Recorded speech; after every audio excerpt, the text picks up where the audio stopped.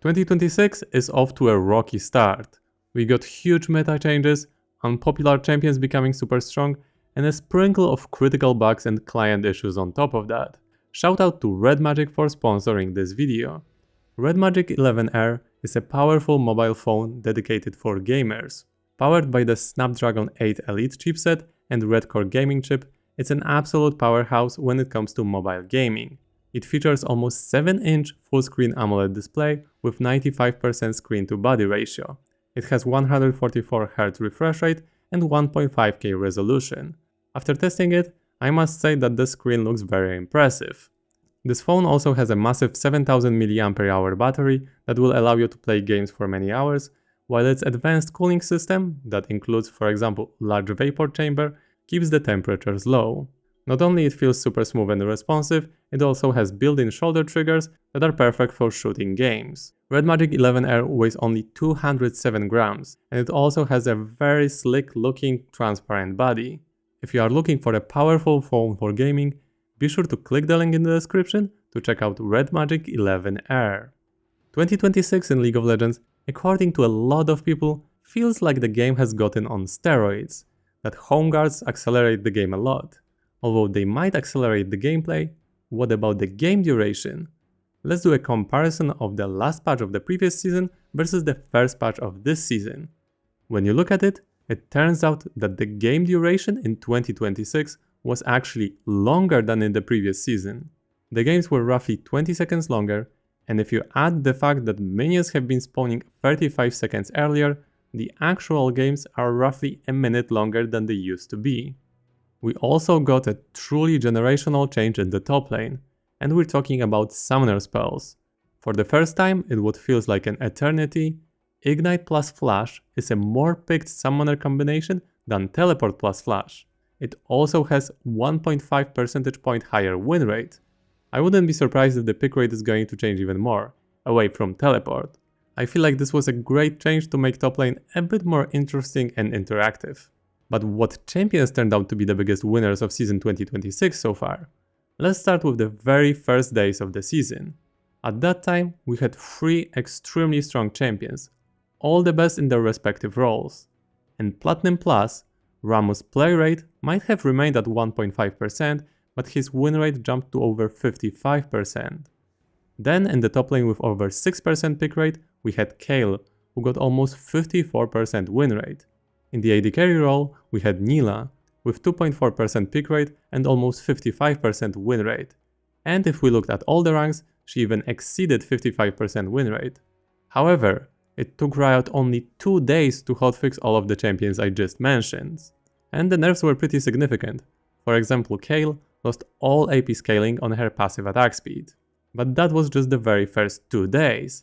If we look at the entire patch 26.1 by win rate, we can see some more interesting picks. Nunu with almost 53.5% win rate and almost 5% pick rate, Braum with over 53% win rate, who had 11% pick rate. I'm pretty sure that Bundle Pipes has nicely contributed here. And then we have Malphite, who was one of the biggest menaces that patch. He ended up on this top ranking in 2 roles, top lane and mid lane, combining 8% pick rate and 44% ban rate. From the most picked champions, Nami, Jinx, Thresh, Diana and Smolder seem to be very strong performers.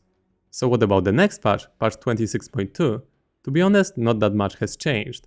Despite nerfs, Rammus, Kayle and Nilah are still high on the list. Meanwhile, Swain and Veigar keep getting more popular in the bot lane.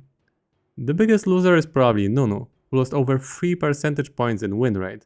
There is one new appearance on this list though that is a particularly hot topic, and that is Varus after his buff. And that's not even AD carry Varus, that's a top lane Varus. Dusk and Dawn plus Nashor's 2 Varus seems to be terrorizing top laners right now. He got to 5.5% pick rate just in the top lane, with a win rate just short of 53%, and his ban rate is at over 26%. Fortunately, Varus is instantly getting hit by a nerf in patch 26.3. As from the most picked champions, we have similar names as previously, Jinx, Nami, Diana or Braum. Speaking of Braum, however, he is also getting nerfed. Now let's have a look at the new items. I would say that items seem to have landed pretty well. Well, most of them. Bundle pipes turned out to be an extremely gold efficient item and actually got a hefty nerf, as it is 300 gold more expensive than it was on release. But that's still a fantastic item for some of the champions. But now let's address one of the biggest elephants in the room of 2026, and that is the one and only Dusk and Dawn. Dusk and Dawn has significantly changed how some of the champions are played. People quickly started calling this item overpowered on certain champions. But Rioters had conflicted opinions on it. Riot Endstead, who work at these items, said that Dusk and Dawn is probably a little too strong, while Riot Freak said that Dusk and Dawn is in a perfectly good state. So first, Riot decided to adjust the champions using Dusk and Dawn. Gwen already got a nerf to her jungling in patch 26.2. In the next patch, 26.3, Diana and Echo both got the nerfs to passive damage on monsters, and Echo also got a passive AP ratio nerf. But despite these champion changes, Dusk and Dawn got adjustments anyway. Base AD scaling on Spellblade damage got changed from 100% to 75%, but it got compensated by 50 extra health. Actualizer actually got a big buff, as it is 300 gold cheaper now.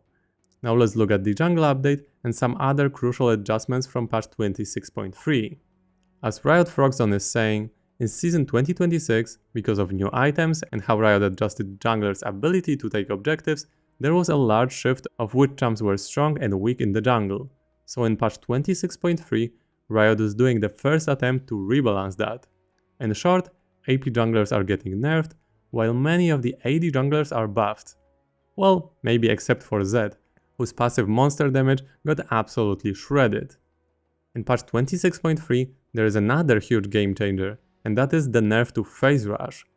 Phase Rush effectiveness for ranged champions has been decreased from 75% to 50%, and bonus movement speed nerfed by a third. Tier 3 defensive boots in the mid lane were also super strong.